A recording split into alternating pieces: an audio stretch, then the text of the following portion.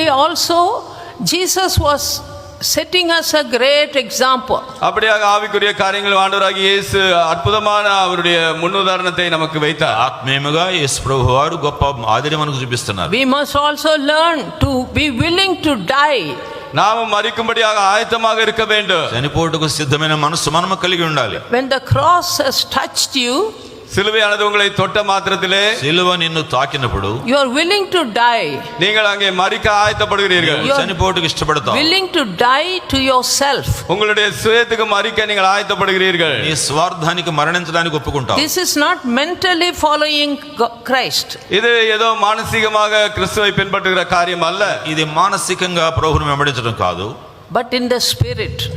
ஆவியிலே அவரை பின்பற்றுவது. ఆత్మలో. When you are born again, நீங்கள் மறுபடியும் பிறந்திருக்கும் பொழுது, మారు మనసు పొందినప్పుడు, you are born of the Spirit of God. நீங்கள் தேவனுடைய ஆவியினாலே மறுபடியும்